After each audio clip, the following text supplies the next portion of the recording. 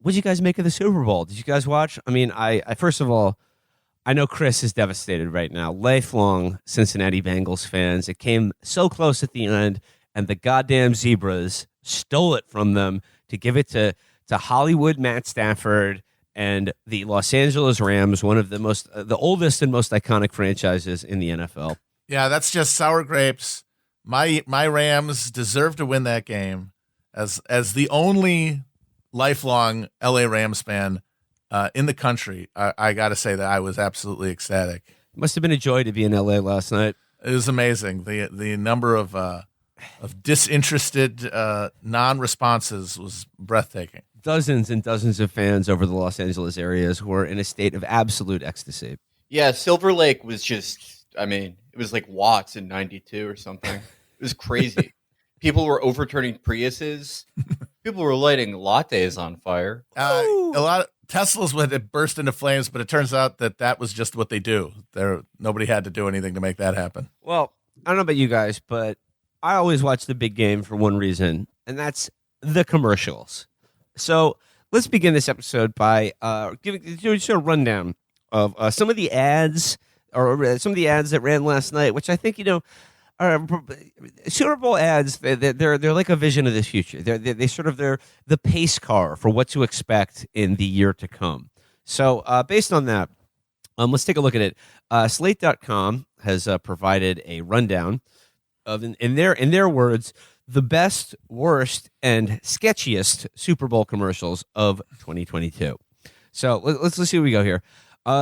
Ranked among the best, coming in the first spot for them was the David Chase directed Chevy electric Silverado commercial that essentially recreates the opening credits of The Sopranos, but with Meadow driving an electric Chevy Silverado into New Jersey, and then meeting AJ at the end of it. And what I think, meeting at the diner where I mean, if you believe certain interpretations, they watch their father be killed in front of their eyes. So I like that ad, but it would have been, I think, a little extra realistic if they had shown AJ pulling up on like one of those rented scooters. Because, right. Yes, Meadow having her own electric truck totally makes sense, driving from her condo in Manhattan. But I would like to have seen it intercut with like AJ saying goodbye to his 4 roommates that he still lives with and taking an electric scooter, and then making sure that Meadow paid for lunch. Was Carmella in the ad or not? I didn't see any of these. I'm going to be honest with you. I was tweeting about Eminem at the halftime show. But I didn't see a fucking second of this stuff. I didn't see the ad. It was just AJ and Meadow. That was it. It was all. Yeah, but it was Meadow was driving the car, and it was woke up this morning. Got yourself a gun, got a blue moon in your eye, and got a Chevy electric Silverado sitting under your ass as you cruise through the beautiful Garden That thing State. looks like shit. Yeah, real terrible looking car. Like Aztec level, miserable looking. Well, I mean, like if we view the Super Bowl as a preview of things to come, I mean, electric cars, a lot of electric car ads, and they weren't Tesla ads either. It seems like electric cars are going to be a thing in the future. R.I.P. Bolivia, you're fucked. Felix didn't watch the Super Bowl because he was too busy tweeting, "Is there a sports ball on?" Yeah, no, I was doing all that. I was like, well, why can't there be a Scholastic Bowl that everyone watches? Why can't there be one of those competitions? Why does it have to be like, is one man better at running than the other man? How about just who's a better man? The Good Men Project should sponsor the Super Bowl. Yeah. How about an ethics challenge? How about they put like a hot married woman in front of 2 guys, and they have to. I don't know. This would be pretty hard to do, but it's 2 married women, and they're both like, "Oh, I'd give up pussy to anyone," and the one got like, whoever doesn't do it, whoever's just like, "Oh, I'm going back to the locker room to jack off," he wins. Hot married women only want sex. They want sex now, but if you accede to their wishes, you lose the ethics Super Bowl because they are married. Yeah. Okay, next up is an ad for a company called ClickUp. I don't remember this ad. I was probably in the kitchen or something. But Slate describes it as ClickUp, a project management cloud collaboration thingy, ran its first Super Bowl spot this year, and it was the most memorable of a bunch of similar ads from companies whose products are tailored for the needs of the COVID-derived virtual office revolution.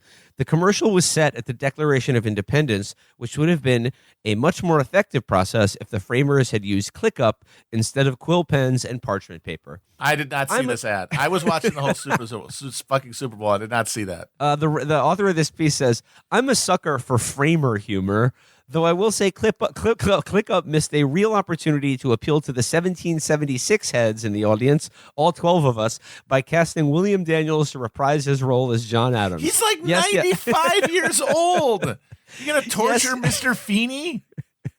Yes. Daniels is 94 right now, but he's a robust 94. Next year, guys. Not a thing.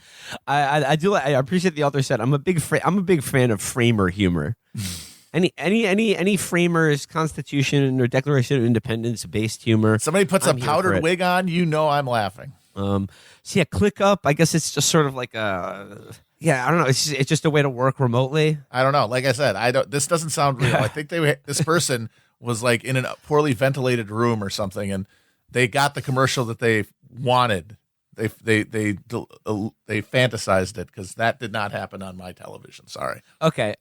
Next up, we've got the Dr. Evil Austin Powers General Motors electric car ad. This one is described as, "It has recently become a bit of a Super Bowl trend for advertisers to reunite the casts of beloved movies for spots that function as mini sequels or at least exist in the same universe as the original films."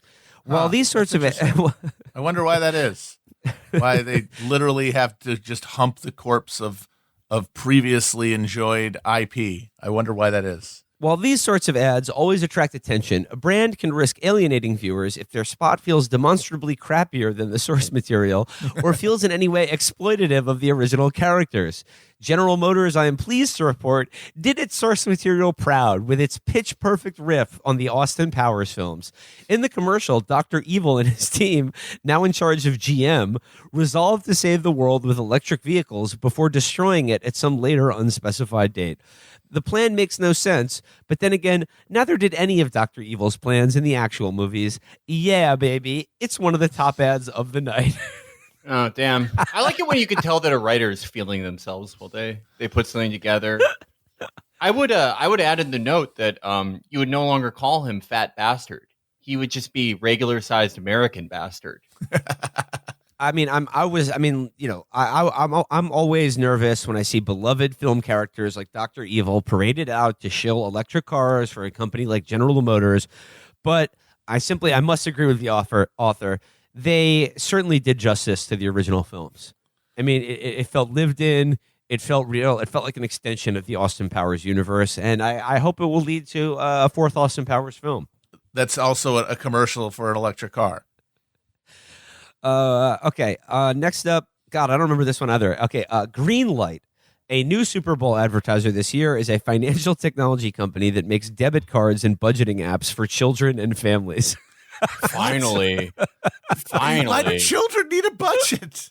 That's not a good sign.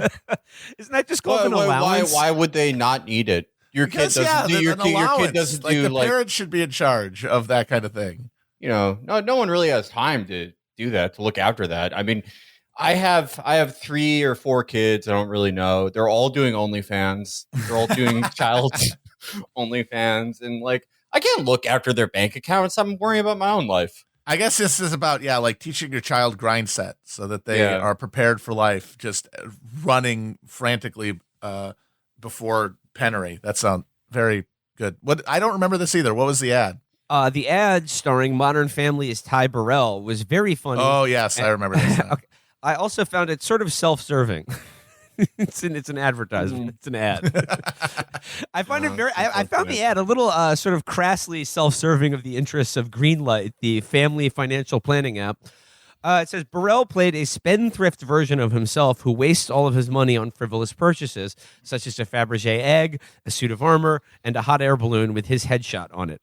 What do you mean I'm broke? He says at the end of the ad, as the onlooker tells his children, this is why mom and I use Greenlight, to teach you about money. Fair, but also two things. Parents have taught their children about money for countless generations without Greenlight's help. And two, do kids actually need debit cards? The real lesson here is if you have a very stupid product to peddle, you should try to sell it to Ty Burrell. Boom, roasted. Oh, I mean, like the joke is like, oh, he doesn't have any money, but like, does he not have any money? Because why? Like Modern Family is, that's one of those at this point like Seinfeld level cash cows with syndication and everything.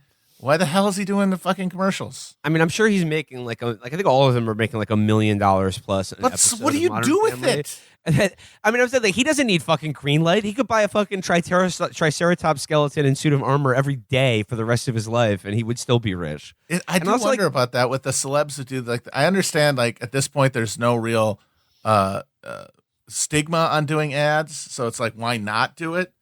But at the same time, like what are you doing with the money? I would like to know specifically I would like any celeb who does an ad to explain specifically what their plan for the money is. Because I think that'd be interesting to know. Well, aren't actors like they're kind of psycho in that way? Like they feel like they always need to be working.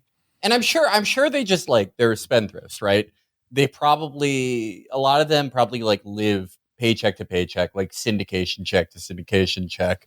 It's possible, others spend every dollar they make. But I'm sure like, with like Larry David or something, Larry David did that crypto ad. I'm sure that when you already have anywhere from like 10 to $500 million and you get a check for $1 million, you're like, oh, well, I can like buy a Bugatti, I can spend $800,000 of this like $2 million check and like buy a Bugatti and then pay the taxes. And then there will be like none left. But, I would like to know it's like specifically what Larry David wants to do with his crypto money. I would like to know what Larry David is imagining. Like Larry David in a Bugatti, for example. I would like to see evidence of this or whatever he's doing with it. Just a quick note about a detail in this commercial where it says, okay, so Ty Burrell, he buys Fabergé eggs, and then he goes, what do you mean I'm broke? And then it says, this is why mom and I use Greenlight to talk to you about money. I mean, like, were they in the same family as Ty Burrell? Because it's their money, too. I mean, the family's broke. They're going to be eating beans for the rest of their life. Do they give him an allowance? Is that how that works? Maybe it's just another family who's looking at Ty Burrell being like, I'm broke. You fucking loser. My life is ruined. So I thought I got Ty Burrell mixed up with the guy who plays like the large like gay brother. Ty Burrell kind of looks like a mix of Rob Delaney, me, and who's the Eternals guy who did steroids? Kumail? Kingo. Yeah, it looks like a combination of me, Kumail, and Rob Delaney. So the most handsome man in the universe? Yeah, no, he looks swagged out. What character did he play in Modern Family? I've never really seen. He's the wacky dad. He's Phil the wacky dad. Well, is that like consistent with his character? Is he like the type of guy who would spend all his money and be like, "Oh, my kid needs a line of credit because I'm so foolish." He is the fool of the show, certainly. Or maybe he was portraying the actor Nicolas Cage in the ad. There's a guy who knows how to spend his money. Okay, next up we have Lay's. This was the Lay's potato chip commercial with Paul Rudd and Seth Rogen playing themselves, and they're like they're at Seth's wedding, and they're recounting to each other like all the good times they've had together, and then I guess like the twist of the ad is one of the good times they had together was like being haunted by some sort of The Ring style girl ghost, and then like the rug pull at the end of the episode is that Seth Rogen is getting married to the Ring Goblin. Mm-hmm. Yeah, I saw that one. It was fine. It just the knowledge that if that commercial had been made, I guess like 10 years ago, that would have been James Franco, not Paul Rudd, but he's now been disappeared. Well, that's something that Joe Biden can do is un-Me Too James Franco. That's one of the powers the president has. It kind of got overshadowed. Yeah, it got overshadowed by January 6th, but the Congress passed a law that said the president can it's like a pardon. They can un-Me Too someone. Next up is the McDonald's Kanye West ad. And it says here, McDonald's, I missed this one too. It says, McDonald's gently satirized the indecision we all feel when faced with the tyranny of choice that is the modern day fast food menu. No facts.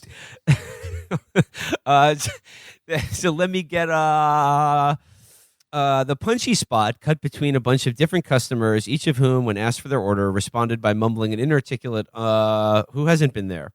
Anyway, I always thought I knew what the commercial was until 20 seconds into it. Kanye West showed up for literally 3 seconds and what appeared to be some sort of tank, equally as indecisive as everyone else in the ad. I was confused for a bit until I realized that not only do I buy that Kanye West might eat at McDonald's, I also buy that he'd take a tank to the drive-thru, and that he would then probably clog it up for 20 minutes, refusing to leave until they agreed to sell him an out-of-season Shamrock Shake. Why can't we just let Kanye cook? You know, why is everyone always questioning his mental health? Yeah, I don't really like the editorializing by this writer, and I do think we should get them fired, whoever this is. Yeah, like, I mean, whether he's in a tank or not. Did you see the thing he put on Instagram this weekend where he said, I wish I was Osama bin Laden so I could have murked his dad, speaking of Pete Davidson's firefighter father? I mean, yeah, like, I'm sorry if you're not, like, I'm not rooting for him here, but I am rooting against Pete Davidson. Like, I think every good person should be. I'm rooting for Pete Davidson in this one. Sorry, Felix. Why? Because, I mean, it's just like, it's just, he's found love with a, you know, like a newly divorced mother, and, you know, like he just, you know, wants to have a nice date with her, and then he's got this, you know, a manic pop star, saying that he wants to Al Qaeda his whole family, and saying that he has AIDS. No, well, I mean, he could be right all, about both those things. Pete Davidson is literally what we're all fighting against.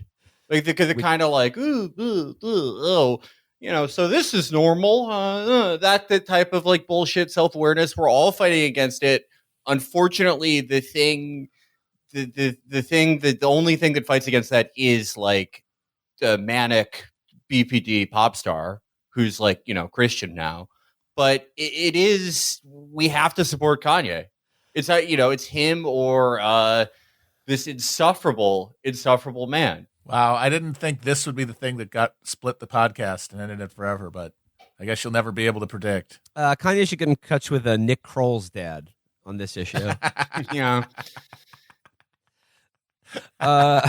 Next up is Nissan. This one is with Eugene Levy. Nissan enlists Eugene Levy for a refreshingly old-fashioned Super Bowl ad premised not on the notion that, like, inventing a Nissan coin will make you rich, but on the simple idea that driving a cool, fast car will make you feel like an action hero. How quaint. I don't know what this ad will do for Nissan sales, but I do know that I would absolutely watch an action movie called Thrill Driver starring a long-haired Levy as a John Wick type whose catchphrase is, well, cock-a-doodle-doo. Make it happen, Hollywood. This guy's standards are too low to be writing about anything. I mean, I'm sympathetic to them. They are trying their best to make it through this article. It's like trying to get down a hill sheerly through momentum. I mean, I don't know if I would like to see a John Wick style action movie starring Eugene Levy, but I would like to see a John Wick style action movie in which the bad guy is Dan Levy. And in fact, the bad guy is in fact the bad guy is 300 clones of Dan Levy. So we could just recreate the Red Circle club scene, but with hundreds of Dan Levys. Okay, now we're talking. Yeah, and the good guy could be China because Dan Levy is an enemy of China. Because they built a new sun. Yeah. They have to be stopped. No one remembers this because it was like 3 weeks ago, and there's been a million like shitty things that have filled your brain since. But Dan Levy posted, it was a video of like a rocket launch in China and was like, oh, great. China's building a new sun because of course they are. Everyone was like, that's a rocket launch. Like, what the fuck are you talking about? And he was like, sigh.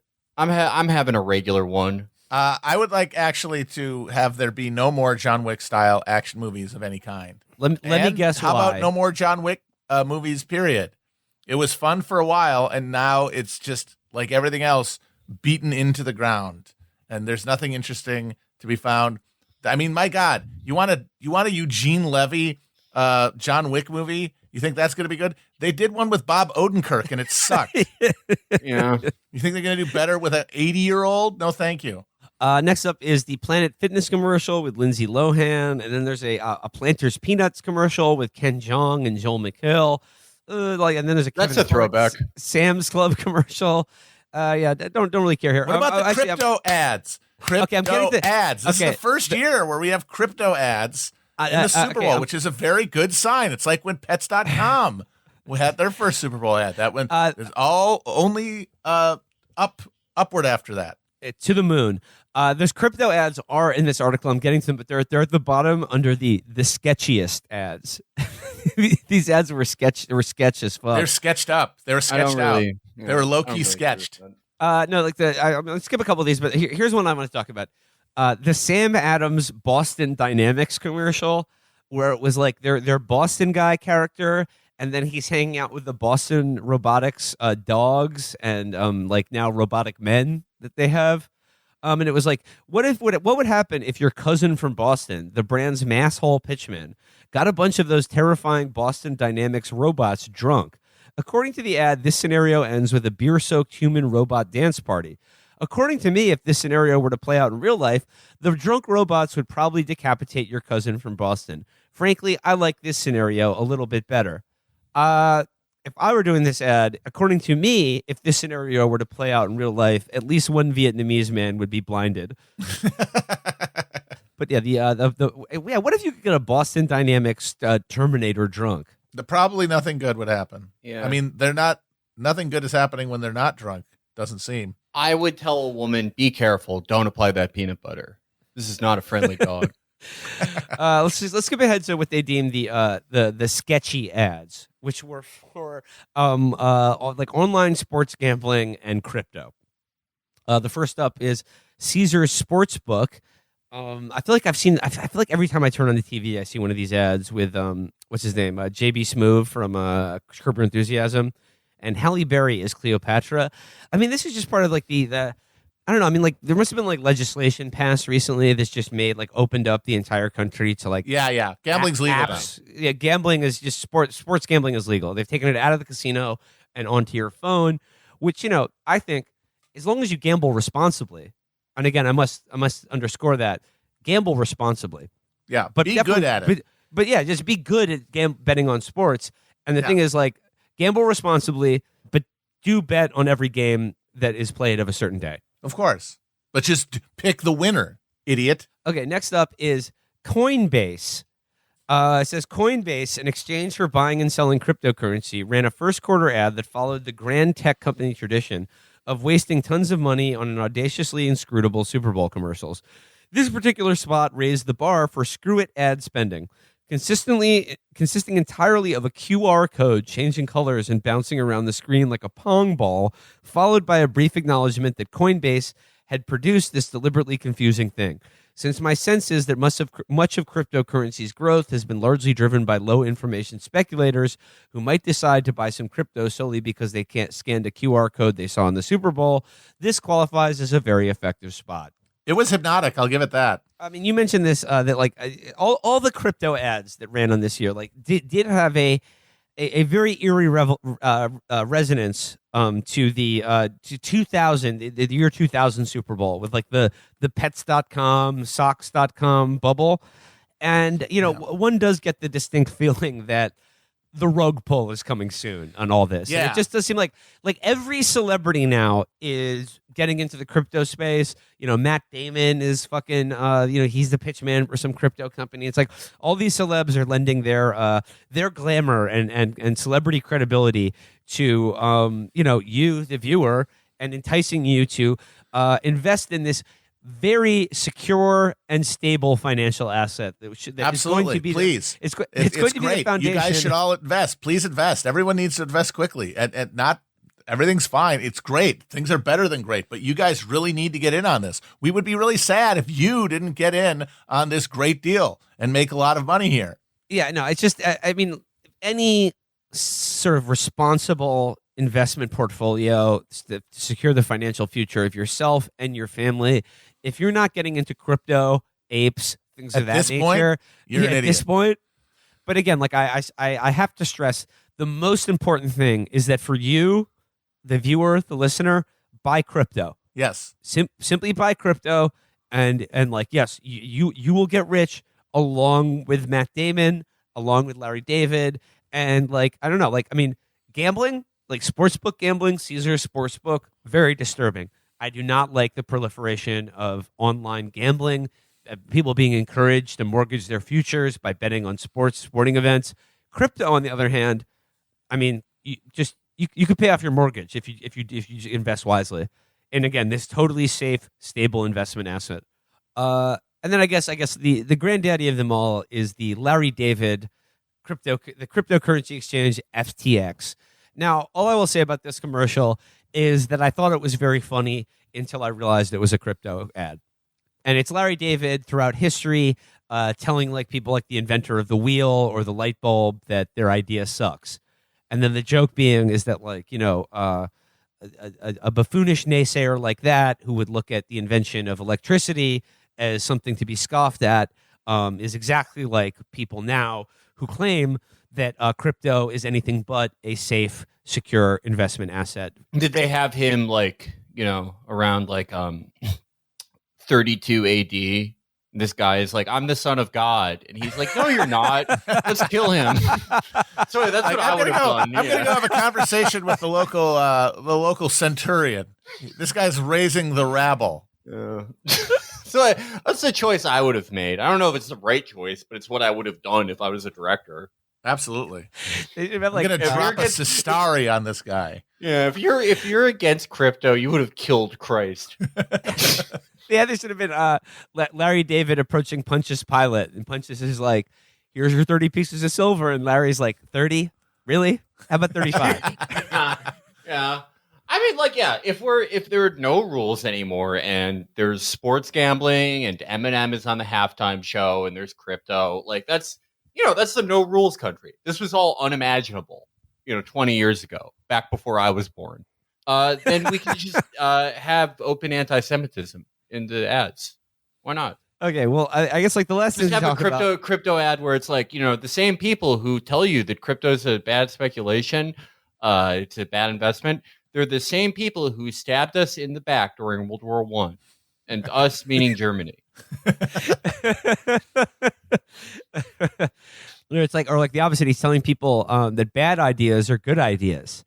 So it's like a Super Bowl commercial with Larry David and Hitler, and he's just like, Führer, I gotta say, invading Russia during the winter, your best idea yet.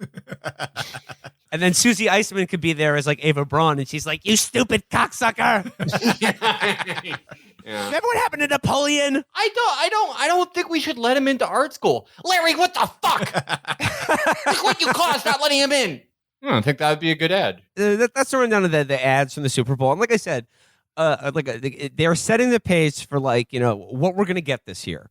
I mean, Matt, I remember a while ago, you said that like the Super Bowl ads of yesteryear used to be like corporate America would parcel out the memes that you got for that year. Yeah, and you got 4 or 5 memes a year. That and like half of them were in Super Bowl ads, and you'd be talking about it at the water cooler for the rest of the year. And now the meme turnover rate is like in microseconds. But at the same time, like the Super Bowl ads, they and the Super Bowl as a whole, really do hold a mirror up to American society that kind of like projects where we're going. Mm-hmm. And based on this slate of Super Bowl ads, electric cars that when you turn them on, the engine mines crypto and then blows up. Yes. And locks you in the car, and then the battery superheats, and then like causes a minor like thermonuclear explosion. Yeah, and then you will wash it down with a delicious hard seltzer, which is the crypto of alcoholic beverages. And I guess the last thing to really talk about regarding the Super Bowl is, of course, the halftime show. Felix, did you tune in just to watch the halftime show? No, I didn't even watch that. I was finishing the final series that I'm watching for This Is Us. I was watching Queer as Folk and playing Sekiro. But then I saw people were tweeting about Eminem, and I was like, Eminem has the biggest soul in the entire world, and he's perfect. I don't even know what he did. He took a knee. Oh, damn. Yeah, no, Eminem. People on Twitter criticize Eminem, but he also like does the thing that they tell you you're supposed to do. Like he's going to Thanksgiving and he's confronting racist relatives. He was married to a racist woman and killed her and put her in the trunk of his car. That's why they broke up. Him and Kim broke up, and that's why he like kills his mom in that song. Eminem's awesome. I think he's like one of the greatest Americans. I think he has one of the biggest souls in the entire world. He has an amazing spirit. Everything I've heard from people in Michigan, he's a great dad, and he's perfect. And He's got a Taco Bell in his house. Yeah, he's sick. He's sick. If you're like against it, you don't have to like Eminem's music, but if you're like against Eminem, fuck you. Well, it was really, the thing was more based around Dr. Dre. Yeah. He's the first person that they show in the halftime show, and then there's Snoop, and then there's 50 Cent hanging upside down like a Dracula. He looked very full of blood. He looked like a blood piñata. That was the only part of the Super Bowl halftime show that I was just like, what the fuck? Why did 50 Cent start out in the club hanging upside down like fucking Batman? Because it's cool, I'm going to guess. I don't know any other explanation. Yeah, this is Chris from The Edit. I'm just putting this in here to clown on these guys for none of them being able to realize that it's because that's from the In the Club music video. I mean, come on. And the only act they had who was like been putting out new music in the last decade was Kendrick Lamar. But they never would have done a halftime show around him, I guess. Now, maybe after the Weekend one nobody liked last year. But just seeing all those old ass dudes come out and just like rap while clearly suffering from arthritis, it really reminded me of when the Who did the halftime show in like 2010. that was really bad. And just like, but I mean, for the younger people the people who were cringing at their pathetic boomer parents who can't let things go, who are going crazy for the Who, your time has come as you watch them do California Love from 25 years ago. Like, it's over. Pack it up. Your tweet about your Wisconsin relatives watching the halftime show. Yes, that is one thing that I really love about when they do try to do diversity in the halftime show. Is I just have very strong memories of watching football Super Bowls with my family members, and I just imagine them whenever one, like last year too with the Weekend. I just imagine them just arms crossed, stony silence, and then like maybe going to the bathroom, not saying anything, and then just like trying to just will it to be over, and then pretend it never happened. Well, as you tweeted that, Catherine's mom let us both know that she was hooting and hollering at your trenchant observation of Wisconsin life. It's true. She was not hooting and hollering at the halftime show, though. No, of course not. Old people now, though, they're like, most of the people in America who would be like shocked and appalled by everyone who is on the halftime show, they're dead. They've passed on. They've gone into the land of spirits and ghosts.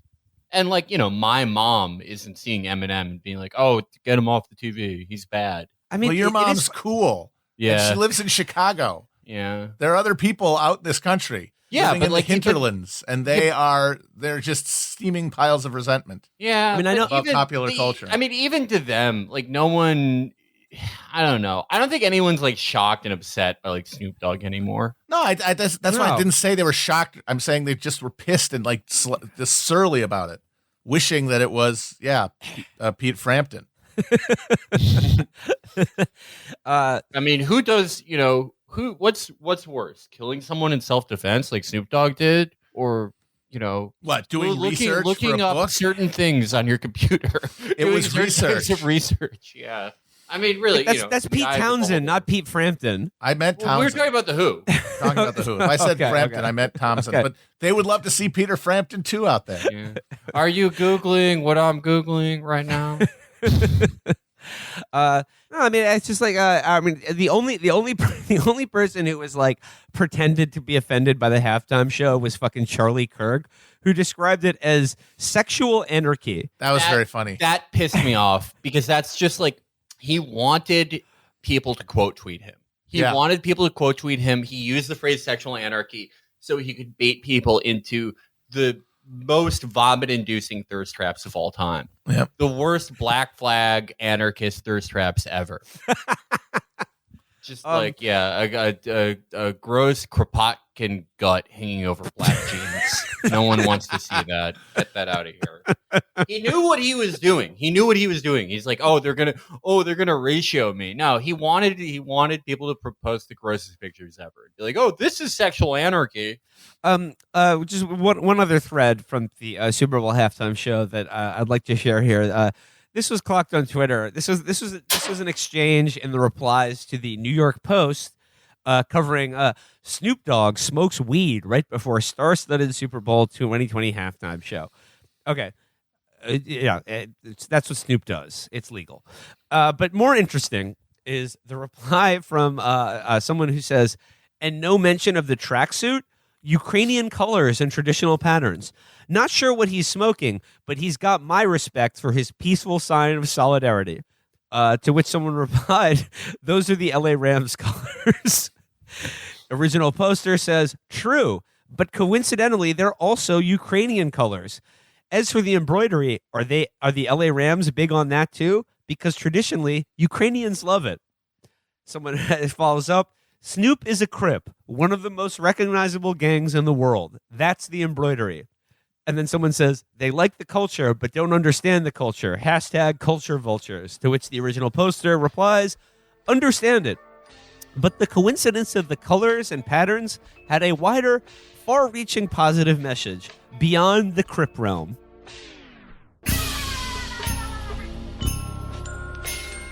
One Super Bowl commercial that we forgot to talk about last episode, it was kind of blue. I can't believe we forgot about it. Was the one we talked about that one. Okay.